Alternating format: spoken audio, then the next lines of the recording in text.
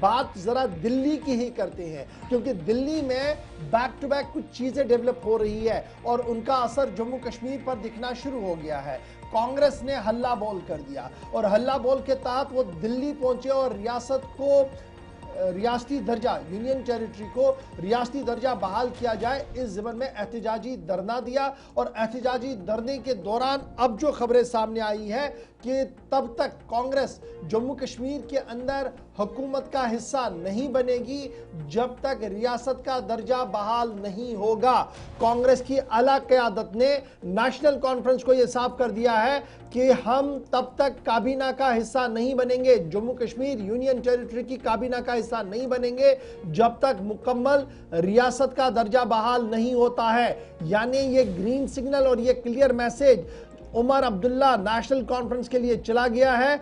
और जो खबरें पिछले कई दिनों से गश्त कर रही थी कि शायद काबीनी तौसी होगी, कुछ नए चेहरों को काबीना में जगह मिल सकती है, कांग्रेस के साफ नकार के बाद नेशनल कॉन्फ्रेंस के जराया इस बात की तस्दीक कर रहे हैं कि बहुत जल्द काबीना में तौसी की जाएगी और कुछ नए चेहरों को काबीना में जगह मिल सकती है। याद रखिएगा, कांग्रेस का मानना है कि हम अलायंस पार्टनर्स हैं लेकिन हुकूमत का हिस्सा नहीं बनेंगे उमर अब्दुल्ला की तब तक जब तक रियासत का दर्जा बहाल नहीं होगा, क्योंकि वजीर आजम साहब, वजीर दाखिला साहब और मुल्क की सबसे बड़ी अदालत सुप्रीम कोर्ट ने इस बात का भरोसा दिलाया है कि रियासत का दर्जा बहाल किया जाएगा। लेकिन अभी तक भी यह दर्जा बहाल नहीं हुआ। जब तक वो लड़ाई पूरी नहीं होगी हम हुकूमत का हिस्सा नहीं बनेंगे।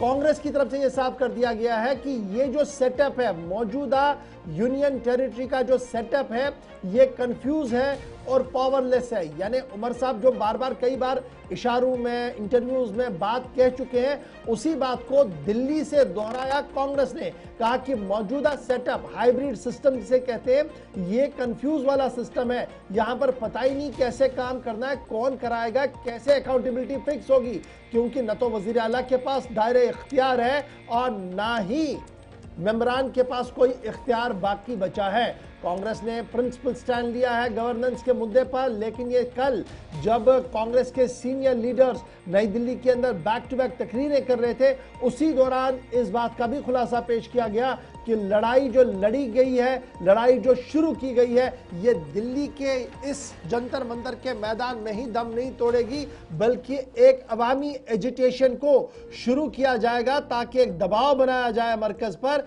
और मरकज अपने वादे को पूरा करे। यहां पर इतलात और खबर यह है कि कांग्रेस का जो लीगल खीमा है, लीगल विंग है, वो सुप्रीम कोर्ट का दरवाजा भी खटखटा सकती है। इस तरीके की इतलात और खबर जो है वो हमारे पास आ रही है। तो ये दूसरी अहम खबर कि कांग्रेस हुकूमत का हिस्सा है, नेशनल कॉन्फ्रेंस को सपोर्ट है, लेकिन काबीना में वो नहीं आएंगे तब तक जब तक रियासत का दर्जा बहाल नहीं होगा। लेकिन इसके साथ बड़ी खबर कि काबीनी तौसी के लिए राह हमवार, बहुत जल्द नए लोगों को काबीना में शामिल किया जा सकता है। इस तरीके की चिमेगोइयां शहर श्रीनगर में जोरों पर है। नाम एक होगा, 2, 3 या 4, जितनी भी गुंजाइश है वो दूसरी बात, लेकिन फिलहाल रास्ता साफ हो गया। ये तो एक खबर।